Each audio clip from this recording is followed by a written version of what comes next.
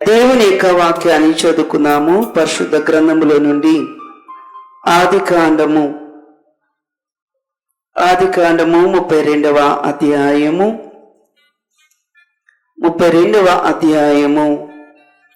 23వ వచనము నుండి చదవండి. యాకోబు వారిని తీసుకుని ఆ ఏరు దాటించి తనకు కలిగినదంతయు పంపివేసెను. యాకోబు ఒక్కడు మిగిలిపోయెను. ఒక నరుడు తెల్లవారు వరకు అతనితో పెనుగులాడుచుండెను. తాను అతని గెలవకుండుట చూచి తొడగోటి మీద అతనిని కొట్టెను. అప్పుడు అతడు ఆయనతో పెనుగులాడుట వలన యాకోబు తొడగోడి వసలెను. ఆయన తెల్లవారుచున్నది గనుక నన్ను పోనిమ్మనగా అతడు, నీవు నన్ను ఆశీర్వదించితేనే గాని నిన్ను పోనీయనెను. మరి చదువుకున్నటువంటి వాక్యం మనం చూద్దాము. ఈ వాక్యములో మరి యాకోబు ఒంటరిగా ఉన్నట్లుగా మనం చూస్తున్నాం. యాకోబు ఒంటరిగా ఉన్నట్టుగా మనం చూస్తూ ఉన్నాము. ఎందుకు ఒంటరిగా ఉన్నాడు? ఎందుకు తన వారందరినీ కూడా పంపించి వేసి ఒంటరిగా ఉండి మరి ఆ రాత్రి అంతయు కూడా ఒంటరిగా గడపాలనుకుంటూ ఉన్నాడు? దేవుని యొక్క వాక్యమును బట్టి ధ్యానము చేసుకుందాం. దేవుని ప్రియమైన విశ్వాసులరా, యాకోబునకు ఒక సహోదరుడు ఉన్నాడు, ఒక అన్న ఉన్నాడు. ఆ అన్న పేరు యాసావు. దేవుని ప్రియమైన విశ్వాసులరా, ఈ యొక్క యాకోబు యాసావు వీరిద్దరు కూడా కవలులు. వీరి యొక్క తల్లి రిబకా. దేవుని ప్రియమైన విశ్వాసులరా, తల్లి గర్భములో ఉండగానే ఈ యొక్క యాకోబు అంటండి యాసావును మడిమిని పట్టుకున్నట్టుగా ఉన్నాడండి. అంటే మొదటి స్థానం నేనే పొందాలి, అన్ని విషయంలో నేనే ముందుండాలి అని అన్నట్లుగా మడిమిని పట్టుకున్నటువంటి వాడిగా ఉన్నాడు అంటండి. ఎవరు? యాకోబు. అంటే ఈ యొక్క యాకోబును గూర్చి మనము చదివినప్పుడల్లా ఏమి జ్ఞాపకం వస్తుందంటే పట్టుదల. గర్భములో ఉండగానే మడిమిని పట్టుకున్నటువంటి వాడైనాడు. మగసిరి గలవాడై తన యొక్క అన్నయ్య అయినటువంటి ఏసావు యొక్క మడిమిని పట్టుకున్నాడు. మగసిరి గలవాడై మనుషులతోనూ దేవునితోనూ పోరాడి గెలిచినటువంటి వాడైనాడు యాకోబు. ప్రతి ఒక్క పోరాటములో యాకోబు ఎలాగున్నాడంటే పట్టుగలిగినటువంటి వాడై, పట్టు విడవనటువంటి వాడై యాకోబు ప్రతి విషయంలో కూడా గెలుపు కలిగినటువంటి వాడిగా ఉన్నాడు. దేవుని ప్రియమైన విశ్వాసులరా, అయితే వారిరువురు కూడా భూమి మీదకు వచ్చారు.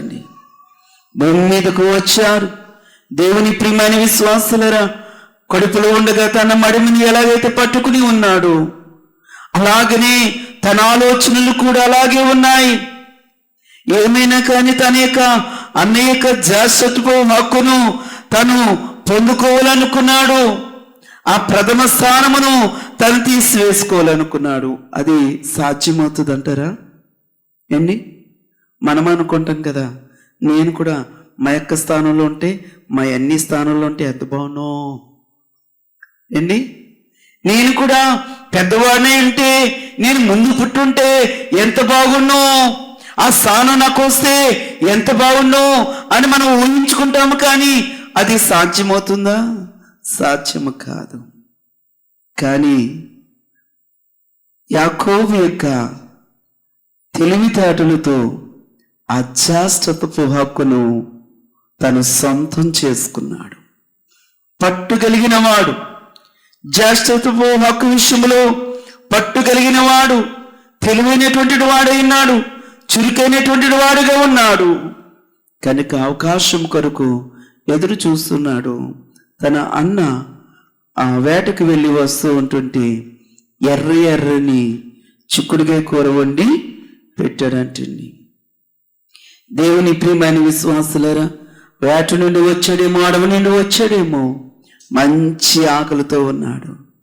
మరి ఆ యొక్క గుమ్మగుమ్మల వాసన, ఆ చిక్కుడుకాయ వాసన వస్తుంది కనుక అది నాకు నేను చాలా ఆకలితో ఉన్నాను అని అంటే యాకోబు అంటున్నాడు, నీ జ్యేష్ఠతో హక్కు నాకు ఇచ్చేస్తే ఈ కూరంతా నీకు ఇచ్చేస్తాను, ఈ కూరంతా నీకు ఇచ్చేస్తాను అని అంటే, నాకెందుకు ఆ జ్యేష్ఠతో హక్కు, నేనేం చేసుకుంటాను, తీసేసుకో అని ఇచ్చేసాడండి. జ్యేష్ఠతో హక్కును, ఆ ఎర్రని చిక్కుడుకాయ కూరను తన అన్నకు ఆశ చూపించి ఏం చేశాడు చెప్పండి, ఆ హక్కును తను తీసేసుకున్నాడు. అలాగే తండ్రి యాసావును దీవించాలనుకున్నటువంటి సమయంలో తండ్రి తనతో మాట్లాడుతున్నాడు యాసావుతో, ఇదిగో నాకు వేటాడి నాకు నువ్వు చక్కని భోజనము, రుచికల భోజనం వండి నాకు వడ్డించు, తిని తృప్తిగా తిని నిన్ను దీవిస్తాను అని తండ్రి తనతో మాట్లాడుచుండగా ఆ మాటలు తల్లి విన్నదండి. తల్లి విని తల్లి ఏం చేసింది చెప్పండి, ఇదిగో ఈరోజు ఆ దీవెనలన్నీ కూడా మీ అన్నికి ఇచ్చేయాలనుకుంటున్నాడు కనుక నేను భోజనం తయారు చేస్తాను, నిన్ను మీ అన్నిలాగా నిన్ను సిద్ధపరిచి నేను పంపిస్తాను, ఆ దీవెనలన్నీ నువ్వే పొందేయాలి అని అన్నప్పుడు యాకోబు, ఒకసారి నేను తప్పు చేశాను, ఇప్పుడు ఆ దేవుని కూడా నేను ఎలాగా తీసేసుకుంటాను, నా అన్ని నేను మోసం చేసిన వాడిని అవుతాను కదా, నా అన్నికి నేను అన్యాయం చేసిన వాడిని అవుతాను కదా, నా అన్నికి నేను ద్రోహం చేసిన వాడిని అవుతాను కదా, అయ్యో ఒకసారి నేను తప్పు చేసి బాధపడుతున్నాను కనుక రెండోసారి నేను తప్పు చేయను, రెండోసారి అన్ని మనసు నేను గాయపరచలేను, అన్నికి నేను అన్యాయం చేయలేను, ద్రోహం చేయలేను అని అన్నాడండి? అనలేదండి. తల్లి చెప్పగానే ఎగురుగంతులు వేశాడు అన్నమాట. జ్యేష్ఠత్వ హక్కును సంపాదించేసుకున్నాడు. ఇప్పుడు అన్నకు రావాల్సిన దీవెనలన్నీ కూడా ఎవరు పొందేశారు? యాకోబు పొందేసుకున్నాడండి. నువ్వెవరు అని అంటే నేను యాసావుని అన్నాడు. దగ్గరికి రా అని అన్నాడు. ఎందుకంటే వృద్ధాప్యమును బట్టి కళ్ళు కూడా పని చేయట్లేదు గనుక తడిమి చూశాడు. తల్లి చాలా తెలివిగా గొర్రెపొచ్చి ఏం చేసింది చెప్పండి, చర్మానికి మరి అతికించింది గనుక స్వరము చూస్తే యాకోబు, కానీ తడిము చూస్తే ఏసావు. ఎందుకంటే ఏసావు రోమములు కలిగిన వాడు. దేవుని ప్రియమైన విశ్వాసులరా, అక్కడ కూడా తన అన్న గూర్చి కొంచెము కూడా ఆలోచించలేదు. అయ్యో నేను ఒక పర్యాయము నాన్నని ఎలాగూ చేస్తాను కదా, అన్నీకు రావాల్సినవన్నీ నేను తీసేసుకుంటే అయ్యో నేను ద్రోహం చేసిన వాడిని అవుతాను, మా మధ్య వైరం కలుగుతుంది, ఇవేమీ ఆలోచించలేదండి. కనుక ఆ దీవెనలు కూడా తానే పొందేసుకున్నాడు. అక్కడితోటి తర్వాత యాసావు వచ్చాడు. యాసావు వచ్చి భోజనం పెడుతూ ఉంటుంటే, నువ్వెవరు అంటే, క్షమించండి ఆలస్యమైంది, మీ కొరకు భోజనం తీసుకొచ్చాను అని అంటే, నువ్వు చాలా ఆలస్యం చేస్తావు, నేను ముందుగానే భోజనం చేసి నీ తమ్ముడైన యాకోబు నేను ఆస్వాదించాను. దేవుని ప్రియమైన విశ్వాసులరా, ఇక యాసావుకి తన తమ్ముడి మీద ఎంత కోపం వస్తుందో చెప్పండి, చంపే అంత కోపం. కనుక అన్నకు భయపడ్డాడు. భయపడి అతడు ఎంతవరకు పరిగెట్టాలో అంతవరకు పరిగెట్టాడు. అయితే ఆ తల్లి దారి చూపించింది, ఇదిగో పలానా చోటున నీ మేనమా ఉన్నాడు, నువ్వు అక్కడికి వెళ్ళు, నేను అతనితో మాట్లాడతానని చెప్పి అక్కడ కొద్ది దినాలు ఉండని చెప్పి ఆ తల్లి అతన్ని పంపించి వేసింది. దేవుని ప్రియమైన విశ్వాసులరా, అక్కడిని అతడు పెరిగాడు, పెద్దవాడయ్యాడు, వివాహము చేసుకున్నాడు, పిల్లలను కని ఉన్నాడు. ఎంతో తన మేమ దగ్గర ఉండి తన బిడలను మరి వివాహం చేసుకుని మరి ఆస్తిని తన జ్ఞానముతో అక్కడ కూడా తన తెలివిని ఉపయోగించి తన జ్ఞానముని ఉపయోగించి శక్తికి మించినటువంటి మందలను సంపాదన కలిగిన వాడే తిరిగి వస్తూ ఉన్నాడు. దేవుని ప్రియమైన విశ్వాసులరా, ఆయనను కలుసుకోవాలనేటువంటిది ఆతృత. కానీ తన అన్న మనసు ఎలా ఉన్నదో, ఏ రీతిగా ఉన్నదో, ఏ కోపముతో నింపబడిందో, ఏ పగతో నింపబడి ఉన్నదో, ఏ ద్వేషముతో నింపబడి ఉన్నదో, ఏ రీతిగా ఉగ్రత కలిగిన వాడిగా ఉన్నాడో కనుక ముందుగా పనివారి చేత కానుకలు పంపించాడు. కానీ తనకు నమ్మకం లేదండి, తనకు నమ్మకం లేదు.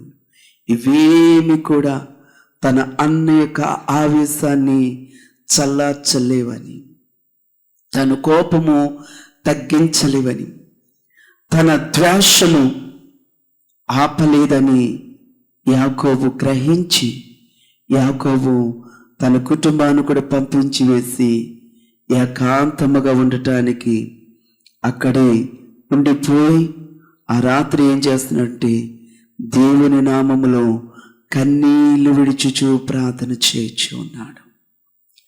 కన్నీళ్లు విడిచుచూ ప్రార్థన చేయించి ఉన్నాడు. దేవుని ప్రియమైన విశ్వాసులరా, ఎర్రెర్రను కూరను చూపించి అయోధ్యాశత్రువు హక్కును తను సంపాదించుకున్నాడే. గొరిపొచ్చు ధరించుకుని తన అన్నకు రావలసిన దీవెనలన్నీ కూడా పొందేసుకున్నాడే. ఇప్పుడు కానుకని ఇచ్చి తన కలిగినది పంపించి తన యొక్క అన్న ప్రేమను పొందాలనుకున్నాడు. కానీ అది సాధ్యం కాదని, అది ఏ విధముగా కూడా సాధ్యపడదని తాను గ్రహించి దేవుని యొక్క దీవెన వలనే, దేవుని యొక్క ఆశీర్వాదం వలనే, దేవుని యొక్క సహాయం వలననే తన అన్నను నేను కలుసుకోగలను అని అన్నట్లుగా భావించి ఏం చేస్తున్నాడంటే ఒంటరిగా మిగిలిపోయి రాత్రంతా కన్నీళ్లు విడిచుచు ప్రార్థన చేయుచున్నాడు. దేవునికి స్తోత్రం, హల్లెలూయా, హల్లెలూయా. నీ ధనము కానీ, నీ బంగారము కానీ, నీ కలిగిన ధాన్యము కానీ, లేక నీ కలిగినటువంటి ఆస్తి అంతస్తులు కానీ, నీ పేరు కానీ, నీ పలుకుబడి కానీ, నువ్వు కలిగినది ఏది కూడా నిన్ను కొన్ని విషయములలో కాపాడలేవండి. కొన్ని విషయములు ఏది నిన్ను కాపాడలేవు. నీ ప్రాణమును ఏది కాపాడలేవు. నీ కోట నిన్ను కాపాడలేదు, నీ అధికారం నిన్ను కాపాడలేదు, నీ కలిగినటువంటి ఆస్తి అంతస్తును, నీ కలిగినటువంటి పలుకుబడి ప్రతిష్టలు ఏమి నిన్ను కాపాడలేవు. కేవలము కాపాడిది దేవుడు ఒక్కడే, దేవుడు ఒక్కడే. దేవుని ప్రియమైన విశ్వాసులరా, కనుక ఇప్పుడు తన యొక్క ఆలోచనలు పనిచేయవు, తన జ్ఞానము పనిచేయదు, తన తెలివితేటలు పనిచేయవు, తను పంపించినటువంటి కానుకలు ఏవి పనిచేయవు. కనుక ఇక అనుకున్నాడు, నాకు దేవుడు సహాయం చిన్నది, దేవుడు నన్ను ఆస్వాదించినది, దేవుడు నన్ను దీవించినది, నేనేమి చేయలేని చెప్పి కన్నీళ్లతో దేవుని ప్రార్థిస్తున్నాడు. ప్రార్థిస్తూ ఉండగా ఒక నరుడు వచ్చాడు అతని దగ్గరికి. ఆ నరుడు అతనితో పెనుగులాడుతూ ఉన్నాడు. దేవుని ప్రియమైన విశ్వాసులరా, ఈ యాకోబు కూడా అతనితో పెనుగులాడుతూ ఉన్నాడు. అయితే యాకోబుతో పెనుగులాడుతున్నటువంటి వ్యక్తి గెలవకుండా చూచి అతను తొడగోటి మీద కొట్టి ఉన్నాడు, బలముగా కొట్టి ఉన్నాడు. దేవుని ప్రియమైన విశ్వాసులరా, ఆయనను కూడా పట్టు విడవలేదండి. అతను కొట్టింది బలముగా కొట్టాడు. అయినప్పటికీ కూడా పట్టు విడవకోకుండా అతనితో పెనుగులాడటం వలన తొడగోటి వసలేను. అవుకవాడైపోయాడు. భయంకరమైనటువంటి బాధ, భయంకరమైనటువంటి శ్రమ, భయంకరమైనటువంటి మంట అయినప్పటికీ కూడా ఆ యొక్క కాలు వైపు చూడట్లేదండి. ఆ బాధ వైపు, ఆ మంట వైపు, ఆ సమస్య వైపు చూడుకోకుండా ఇతడు కేవలము దేని కొరకు చూస్తూ ఉన్నాడంటే అతనితో గెలవటానికే చూస్తూ ఉన్నాడు. అతడు అంటున్నాడు, తెల్లవారుచున్నది గనక నన్ను పోనిమ్ము అని చెప్పినప్పుడు ఆ యొక్క యాకోబు ఏమంటున్నాడంటే, నీవు నన్ను ఆశీర్వదిస్తేనే గాని నేను నిన్ను పోనీయను. దేవునికి స్తోత్రం, హల్లెలూయా. మనుషులతోనూ దేవునితోనూ పోరాడి గెలిచిన వాడు మగసిరుడై, మగసిరి గలవాడై, మనుషులతోనూ దేవునితోనూ పోరాడి గెలిచిన వాడిగా ఉన్నాడు. ఈ దినమున దేవుని సన్నిధిలో ఉన్నటువంటిది మనము దేవుని సన్నిధికి వస్తున్నాము, ప్రార్థనలో ఏకీభవిస్తున్నాము, కానీ యాకోబు వంటి పట్టు కలిగిన వారిగా ఉన్నామా? వారాలు లెక్కెట్టుకుంటాం, వారాలు అయిపోయినాయి, కానీ ఏం జరగలేదండి. కానీ నీకు పట్టేది, నేను వస్తాను, ఎంతకాలం రావాలంటే అంతకాలం వస్తాను నేను దేవుని దగ్గరికి, ఎంతకాలము నేను పోరాడాలో అంతకాలము కూడా నేను పోరాడతాను దేవుని సన్నిధిలో. కన్నీళ్లతో పోరాడతాను, నేను ఉపవాసముతో పోరాడతాను, నేను విశ్వాసంతో నేను పోరాడతాను, నేను భక్తితో నేను పోరాడతాను. నేను దీవెన పొందే వరకు కూడా, నేను ఆశీర్వాదం పొందే వరకు కూడా ఇక్కడి నుంచి నేను కదలను, ఇక్కడి నుంచి నేను వెళ్ళను అనేటువంటి పట్టు మీలో ఉందా? మీలో ఉందంటారండి. ఏం చేస్తాం మనము? వారాలు అయిపోయినాయి, లెక్కెట్టేసుకుంటాం అంతే. వారాలు అయిపోయినాయి కాబట్టి ఇంకా వెళ్ళలేమంతే. ఒకవేళ నీ వారాలు అయిపోయినాయి అయినా నువ్వు రావాలనుకుంటుంటే నీ ఇంట్లో వాళ్ళు నిన్ను ఏం చేస్తుంటారు? శోధిస్తూ ఉంటారు. ఏ 7 వారాలు వెళ్ళావు కదా, అవలేదా నీకు? 14 వారాలు వెళ్ళావు కదా, అవలేదా నీకు? 21 వారం వెళ్ళావు కదా, అవలేదా నీకు? మరి ఇంకా ఎందుకు వెళ్తున్నావు? ఇన్ని వారాలు వెళ్ళినా నీకు అవనిది మళ్ళా వెళ్తే అవుతుందా ఏంటి? ఈ పిచ్చితనం కానీ వెర్రితనం కానీ ఎందుకు అక్కడ అని అనేక మంది ఆయా రీతులుగా మాట్లాడుతూ ఉంటారు. దేవుని ప్రియమైన విశ్వాసులరా, నీవే మనుషుల వైపు చూడకూడదు, మనుషుల యొక్క మాటల వైపు మనం చూడకూడదు, ఆయా కారణాల వైపు చూడకూడదు. ఎందుకంటే ఈ యాకోబే కాలు భయంకరమైనటువంటిది మంట పుడుతూ ఉన్నప్పటికీ కూడా, గాయమై ఉన్నప్పటికీ కూడా ఆ గాయ వైపు చూడుకోకుండా నీవు నన్ను ఆశీర్వదిస్తేనే గాని నేను నిన్ను పోనీనని ఎలాగైతే ఆ నరుని తెల్లవారి వరకు కూడా పట్టుకుని ఉన్నాడో, ఆశీర్వదించే వరకు కూడా పట్టు వదలలేదు. అటువంటి పట్టు కలిగిన వారిగా ఉండాలి. అంతేకాని వారు ఎలాగంటున్నారు, వీళ్ళు ఎలాగంటున్నారు, ఆ మాటలు నేను భరించలేకపోతున్నాను, ఈ మాటలు నేను భరించలేకపోతున్నాను,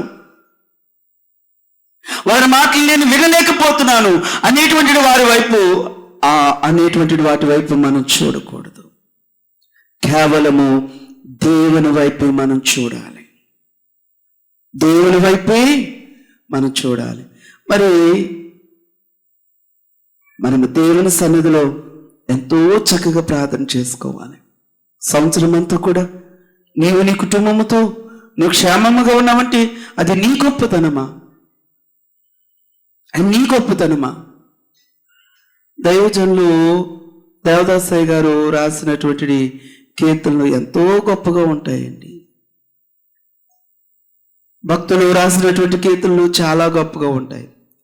నీ ధనము నీ ఘనము ప్రభు యేసుదే, నీ దశమా భాగము నీయ వెనుదీతువా నీ ధనము నీ ఘనము ప్రభు యేసువే.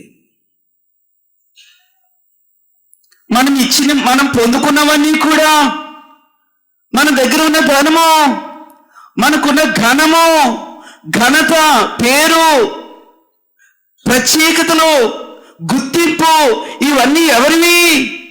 దేవుడిచ్చినవి. కానీ నీ దేవుని ఆరాధించగలుగుతున్నావా? నువ్వు దేవుని స్తుతించగలుగుతున్నావా? నువ్వు దేవుని గణపరచగలుగుతున్నావా? దేవుని కృతజ్ఞత చెల్లించగలుగుతూ ఉన్నావా? నేడు కృతజ్ఞత లేనటువంటి మనుష్యులేండి. నువ్వు హాయిగా నిద్రపోతున్నావంటే ఆ నిద్రించింది ఎవరు? దేవుడు. నువ్వు హాయిగా నిద్రపోతున్నావు. ఆ చీకటిలో తెగులు సంచరించనని ఉంది, కానీ తెగులు నీ మీదకి రాకుండా, కీడు నీ మీదకి రాకోకుండా, అపవాది నీ మీదకి రాకోకుండా, దుష్టుడు దుర్మార్గుడు నీ మీదకి రాకుండా, దోపుగాడు నీ మీదకి రాకోకుండా, నీటిలోనికి రాకోకుండా దేవుడు కాపాడుతూ ఉంటుంటే నువ్వు దేవుని స్తుతిస్తూ ఉన్నావా? నువ్వు దేవుని స్తుతించగలుగుతున్నావా? సంవత్సరం అంతా నీ కుటుంబాన్ని దేవుడు పోషించాడు కదా. సంవత్సరం అంతా దేవుడు నిన్ను పోషించాడు. పంట దేవుడు నీకు ఇస్తూ ఉన్నాడు, ధాన్యం నీకు ఇస్తూ ఉన్నాడు, కొట్లలో దాచుకునేంత ధాన్యాన్ని దేవుడు నీకు ఇస్తూ ఉన్నాడు, తినగలే ఆహారాన్ని దేవుడు నీకు ఇస్తూ ఉన్నాడు. కానీ దేవుని స్తుతిస్తూ ఉన్నావా? నీ పిల్లలేమి, నువ్వేమి, నీ భర్తేమి, నీ భార్యమి బయటికి వెళ్ళినప్పుడు ఉద్యోగ నిమిత్తమైన లేక ఆయా ప్రయాణాల నిమిత్తమైన, ఒక బంధువు ఇంటికైనా దేనికైనా, ఉద్యోగం నిమిత్తమైన, పని నిమిత్తమైన, స్కూల్ నిమిత్తమైన, కాలేజీ నిమిత్తమైన, దేని నిమిత్తమైన బయటికి వెళ్ళి ఇంటికి వస్తూ ఉన్నారంటే ఎవరి వలన? ఎవరి వలన? దేవుని వలన. దేవుడు నేను గొప్పగా కాపాడుతున్నాడు. దేవుడు నేను గొప్పగా కాల్చి ఉన్నాడు. ఎక్కడ అపాయము పొంచి ఉన్నా, ప్రమాదము పొంచి ఉన్నా దేవుడు తప్పించి, ఎంతో మంది అంటూ ఉంటారు కదా, చాలా భయంకరమైన యాక్సిడెంట్ అండి, చాలా భయంకరమైన ప్రమాదం అండి, డాక్టర్లు బ్రతకరన్నారు కానీ బ్రతికాడు.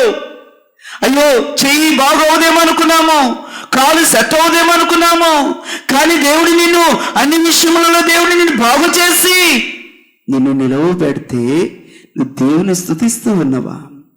నువ్వు దేవుని ఆరాధిస్తూ ఉన్నావా?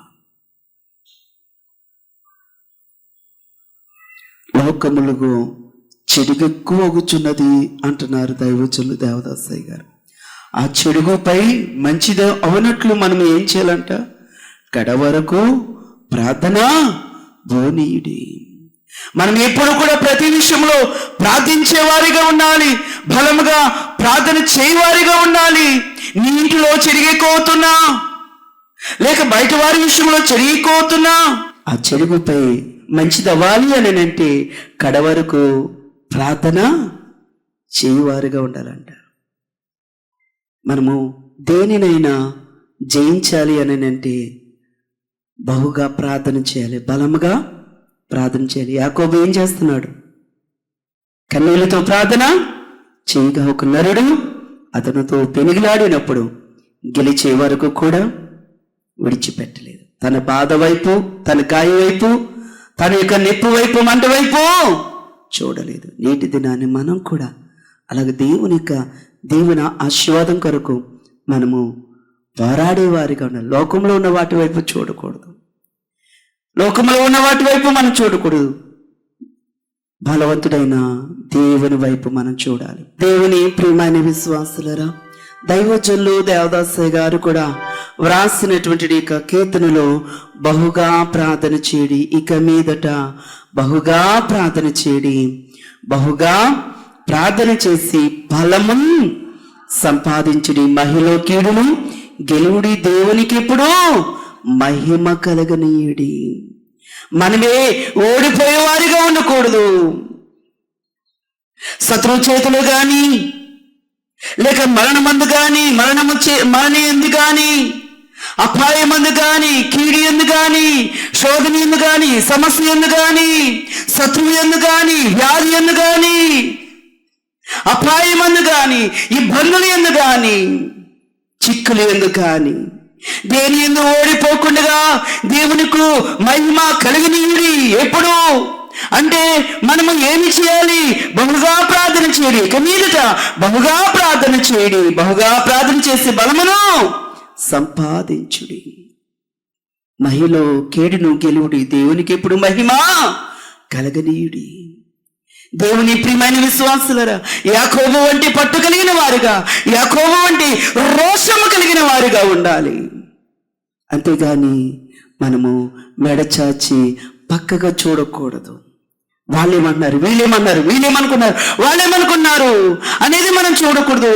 ఈ శ్రమ వైపు, శోధన వైపు ఇంకా ఇలాగే ఉంది, ఇంకా అలాగే ఉంది, ఇంకా నన్ను బాధ పెడుతుంది, నేను బాధ పెట్టే వాటి వైపు, నేను బలహీనపరిచే వాటి వైపు, నేను కృంగదీసే వాటి వైపు నువ్వు చూడవద్దు. నువ్వు దేవుని వైపు చూడు. బహుగా ప్రార్థన చేయడి. ఇక మీదట బహుగా ప్రార్థన చేయడి. బహుగా ప్రార్థన చేసి మనం ఏం చేయాలి? బలమును సంపాదించి మహిలో కీడును. ఏ మహిలో? దేవుని సన్నిధిలో ఏముంది? మహిమ ఉన్నది.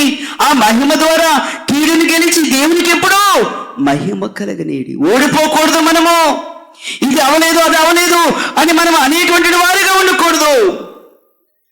దేవుని ప్రియమైన విశ్వాసులారా, మీరు బహుగా ప్రార్థించేవారుగా ఉన్నారా? యాకోబు వలె పట్టుదల కలిగిన వారుగా, పట్టు విడవని వారుగా ఉన్నారా? ప్రతి ప్రార్థనలో కూడా రోషము కలిగి ఉండాలండి, పట్టు కలిగి ఉండాలండి. నిజంగా అలాగే చేస్తే అసాధ్యమైనదంటూ ఏది ఉండదు. నేను చాలాసార్లు చెప్తూ ఉంటాను, చాలాసార్లు చెప్పాను, చాలా పర్యాయాలు కూడా చెప్పాను. ఎందుకంటే స్వస్థతలు పొంది, మేలు పొంది వెళ్ళిపోతున్నారు. మళ్ళా క్రొత్త వారు వస్తూ ఉన్నారు. నాకు ఇక్కడ కాయ ఉండేది. ఈ కాయ అలా పెరిగిపోతూ వస్తూ ఉన్నది.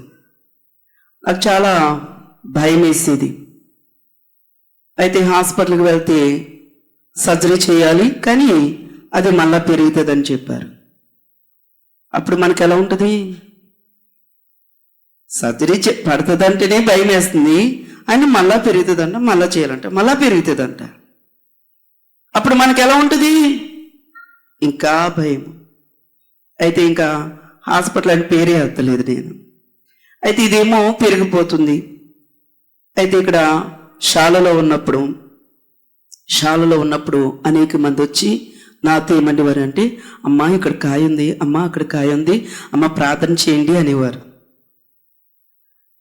ఇప్పుడు చాలా మందికి కూడా చాలా చోట్ల కాయ పెరుగుతూ ఉంది, ఎముక పెరిగినట్లుగా. అయితే నేను అనుకునేదాన్ని, మరి వీళ్ళందరికీ నేను ప్రార్థన చేస్తున్నాను, మరి నా బాధ నేను ఎవరికి చెప్పుకోవాలి? అందరూ వచ్చి నాకు ఇక్కడ కాయ ఉంది అని చెప్పి ప్రార్థన చేయించుకున్నారు, బాగానే ఉంది, మరి నా బాధ నేను ఎవరికి చెప్పుకోను అని లోపల చాలా గిల్టీగా ఫీల్ అయ్యేదాన్ని. అయితే ఒకసారి నేను అలా కూర్చొని ఆలోచిస్తుంటే నాకేం తట్టిందంటే, అమ్మాయిని అడిగినది అన్నం పెట్టదని సామెత ఉంది కదా. వారందరికీ ప్రార్థన చేస్తున్నాను నిజమే, కానీ నా కొరకు నేను ఎప్పుడు కూడా ప్రార్థన నేను చేయలేదు కదా. అంటే పట్టుదలగా నేను చేసుకోలేదు, నేను బలంగా చేయలేదు, నేను బహుగా ప్రార్థన చేయలేదు. ఏదో చిన్న ప్రార్థన అంతే, అందరూ చేసుకున్నట్లుగా నేను మామూలుగా ప్రార్థన చేసుకునేదాన్ని, కానీ బహుగా ప్రార్థన చేయటం లేదు, కన్నీళ్ళతో ప్రార్థన చేయటం లేదు, బలముగా ప్రార్థన చేయటం లేదు, ఎడతెగని ప్రార్థన చేయటం లేదు. అందరిలాగా నేను చేసేదాన్ని. అప్పుడు ఎప్పుడైతే నాకు ఈ తలంపు వచ్చిందో, నేను కూడా ప్రార్థన చేసుకుంటేనే కదా, నేను కూడా దేవుని బలముగా అడిగినప్పుడే కదా, నేను కూడా దేవుని సన్నిధిలో కన్నీళ్లతో ప్రార్థన చేసుకుంటేనే కదా భయపడుతున్నాను. కానీ దేవుని నేను అడగలేకపోతున్నాను, సరైన రీతిలో అడగవలసిన రీతిలో నేను అడగలేకపోతున్నానని చెప్పి 7 మెట్ల ధ్యానము జరుగుతూ ఉన్నప్పుడు మొక్కాళ్ళ మీద ఉండి నేను ఒకటే అనుకున్నాను, ఏంటంటే నేను ఈ ధ్యానమై వరకు మోకాళ్ళు నేను దిగను, అలాగే ఆ కాయ మీద చెయ్యి నేను తీయను. ఒక పక్కన ధ్యానం చేసుకుంటూ మరో ప్రక్కన ఏం చేస్తున్నానంటే సిలుగుత్తు వేసుకుంటున్నానండి. ఆ కాయ దగ్గర సిలుగుత్తు వేసుకున్నాను. అది ఇంత ఎత్తు వరకు వచ్చేసింది. కాయ చాలా నొప్పిగా ఉండేది, చాలా సమస్యగా ఉండేది, మరి ఎక్కడికైనా వెళ్ళాలంటే ఇబ్బందికరంగా ఉండేది. అయితే నేను అలాగ సిలుగుత్తు వేసుకుంటున్నాను. 7 మెట్ల ధ్యానం అయిపోయింది. ఒక పక్కన స్తుతి చేసుకుంటూ ఉన్నాను, ఒక పక్కన ప్రార్థన చేసుకుంటున్నాను. అయితే ధ్యానం అయిపోయింది, కనిపెట్టడం అయిపోయింది. మరణాత అన్నారు, అయిపోయింది. నేను కళ్ళు తెరవాలా వద్దా? కళ్ళు తెరవాలా వద్దా? ఎందుకని నేను ఏమనుకుని మోకలేసాను? ఈ ధ్యానం అయిపోయేసరికి ఈ కాయ మాయమైపోవాలంతే, ఈ కాయ కరిగిపోవాలి. అయితే నాకు నమ్మకం కుదరట్లేదు. నాకు ఎలా ఉందంటే కాయ మీద వేసినట్టే ఉంది. కళ్ళు తెరవాలో వద్దు తెలియట్లేదు నాకు. అప్పుడు మనసు నిదానం చేసుకుని, ప్రభువా ఈ కాయ కరగలేదు అని అంటే నీలో మహిమ లేక కాదు నాయన, నీలో మహిమ లేక కాదు, నీలో ప్రభావం లేక కాదు నాయన, అంటే నాలో ఇంకా ఏదో లోపము ఉంది, నాలో ఏదో లోపం ఉంది, అందుచేత నాకు ఈ కాయ కరగలేదు. కనుక ప్రభువా ఇంకా బలంగా ప్రార్థన చేసుకుంటాను ఆయన. ఇంకా నాలో ఏ లోపాలైతే ఉన్నాయో ఆ లోపాలు కూడా నేను తెలుసుకుని ఆ లోపాలు కూడా నేను సరి చేసుకుంటాను ఆయన. ఇది ఈ కాయ పోలేదంటే నీ లోపము కాదు, ఇది నా లోపము. నేను అక్కడ నా మనసులో వెంటనే ఏమని చెప్పుకున్నాను చెప్పండి? నీ లోపమైతే కాదు నాయన. కనుక నువ్వు ఎవరినైనా బాగు చేసే దేవుడవు, కానీ ఇది వెంటనే పోతే నేను నా లోపం నేను సరి చేసుకోలేను కదా ప్రభా, కనుక ఇది నా లోపమే అని చెప్పి ప్రభా అవేమిటో తెలుసుకుని ఆ లోపములు కూడా నేను సరి చేసుకుంటాను. ఇంకెంత ప్రార్థన చేయాలో అంత ప్రార్థన నేను చేస్తాను ప్రభా, ఇంకెంత విశ్వాసం ఉంచాలో అంత విశ్వాసం ఉంచుతాను ఆయన. నా లోపం సరి చేసుకుంటానని దేవుని నామంలో ప్రార్థన చేసుకుని కళ్ళు తెరిచానండి. కళ్ళు తెరిచేసరికి అసలు ఖాయమైపోయిందో తెలీదు. దేవునికి స్తోత్రం, హల్లెలూయా హల్లెలూయా. హాస్పిటల్కి వెళ్తే ఆపరేషన్ చేయాలన్నారు, కానీ మళ్ళీ పెరుగుతుంది అన్నారు. కానీ కత్తి పడకుండా కానీ ఏమీ లేకోకుండా కానీ మెడిసిన్ లేకోకుండా కానీ దేవుని సన్నిధి నుండి ప్రార్థన చేసుకోగా ఆ కాయ మాయమైపోయింది. నా మనసుకి ఏమనిపిస్తుందంటే నా స్పర్శకు కాయ ఉన్నట్టుగా. కళ్ళు తెరిస్తే కాయ ఏమైపోయిందో తెలియదండి. ఎన్నిసార్లు చూశాను, ఎన్నిసార్లు చూసుకున్నా ఇది కళా నిజం, ఇది కళా నిజం, ఇది కళా నిజమా అని అనుకున్నాను, కానీ అది మాయమైపోయింది. అయితే నాకు చాలా హ్యాపీ అండి, చాలా సంతోషం వచ్చేసింది. సంతోషం వచ్చేసి అయిపోయింది కదా, ప్రార్థన తగ్గిపోయింది. మళ్ళా నాలో ఏం తగ్గిపోయింది? నూనె తగ్గిపోయింది, భక్తి తగ్గిపోయింది, ప్రార్థన తగ్గిపోయింది. ఎందుకంటే కాయ కరిగిపోయింది కాబట్టి, కాయ ఉన్నది కాబట్టి ప్రార్థన చేశాను. మీరు కూడా అలాగే చేస్తారు కదండి, నిజం ఒప్పేసుకోండి. కనుక నాకు ఎప్పుడైతే నేను మళ్ళీ ప్రార్థన తగ్గిపోయిందో మళ్ళీ ఇది బయటకు రావటం మొదలెట్టింది. అమ్మ ఇది తగ్గిపోయింది కదా, మళ్ళీ వస్తుంది ఏంటని మళ్ళీ ప్రార్థన చేసుకుంటే మళ్ళీ తగ్గిపోయింది. మళ్ళీ కొద్దికాలం నేను మళ్ళీ ప్రార్థనలో తగ్గిపోయినండి, మళ్ళీ ఇది వస్తుంది. అప్పుడు నాకు అర్థమైంది అనమాట, ఓహో ప్రార్థన చేస్తే ఇది ఎన్నటికీ కూడా రాదనమాట. నాలో నూనె తగ్గినప్పుడల్లా, ప్రార్థన తగ్గినప్పుడల్లా, భక్తి తగ్గినప్పుడల్లా, విశ్వాసం తగ్గినప్పుడల్లా, ఆ స్తుతి తగ్గినప్పుడల్లా మరి నాకు కాయ మళ్ళా పెరగటం. కానీ మళ్ళా ప్రార్థించుకోక నాటి నుండి నీటి వరకు మళ్ళా కాయ అనేటువంటిదే లేదు. దేవునికి స్తోత్రం, హల్లెలూయా హల్లెలూయా. నన్ను బాగు చేసిన దేవుడే మరి ఇతరులను కూడా బాగు చేస్తారనేటువంటి విశ్వాసముతోని ప్రతి వారి మీద హస్తముంచి ప్రార్థన చేయటం, అలాగే ఎంతోమందికి గడ్డలు కరగటం, కాయలు కరగటం, మరి అనేక రీతిలుగా స్వస్థత కలగటం జరుగుతుంది. ఏది ఏమైనప్పటికీ మనం ఏం కలిగి ఉండాలి చెప్పండి? పట్టు కలిగి ఉండాలి. అంతేగాని దేవుడు కార్యం చేస్తారు కదా అని పట్టు వదిలేయకూడదు, దేవుని సన్నిధి వదిలేయకూడదు, దేవుని సహవాసం వదిలేయకూడదు. మనము ప్రతి విషయంలో కూడా మనము ప్రార్థన చేయాలి, బలముగా ప్రార్థన. చెరిగి ఎక్కువే కొద్దీ నింద, అవమానములు, బాధ, శ్రమ, శోధన ఎక్కువే కొద్దీ నువ్వేం చేయాలి? ప్రార్థన. ప్రార్థన ఎక్కువే కొద్దీ ఇవి ఉంటాయా పోతాయా?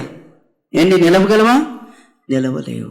కనుక అలాగో బలముగా ప్రార్థన చేసి మహిళ కేడను గెలిచి దేవునికి ఎప్పుడూ మహిమ కలిగినీడాలి. కానీ దేవునికి అవమానము మనం తీసుకురాకూడదు. అంటే మన వ్యాధి చేతిలో కానీ, లేక మనము మరణము చేతులు కానీ, లేక శోధన చేతులు కానీ, లేక కష్టం చేతులు కానీ, ఇబ్బందుల చేతులు కానీ, దేంట్లో మనము ఓడిపోకూడదు, గెలవాలి. పట్టు రోషము కలిగిన వారిగా ఉండాలి. కనుక యాకోబు అలాగూ ప్రార్థన చేయగా దేవుడు దీవించాడు, ఆశీర్వదించగా మరి యాకోబు ధైర్యముగా వెళ్ళగా తన అన్న కత్తులు కటారాలు పట్టుకుని రాలేదు, కానీ వట్టి చేతులతో వచ్చాడు, ప్రేమతో వచ్చాడు, పరిగెట్టుకుని వచ్చాడు. తను కౌగిలించుకుని మెడ మీద పడి యాకోబును ముద్దు పెట్టుకున్నాడు. దేవునికి స్తోత్రం. హల్లెలూయా, హల్లెలూయా. దేవుడు మన జీవితంలో కూడా అలాగూ ముచ్చటైనటువంటి కార్యాలు, సంతోషమైనటువంటివి దేవుడు మన జీవితంలో చేయవాడు. అటువంటి ధన్యతలు దేవుడు మీకు ఎల్లరికను దయచేయును గాక. ఆమేన్.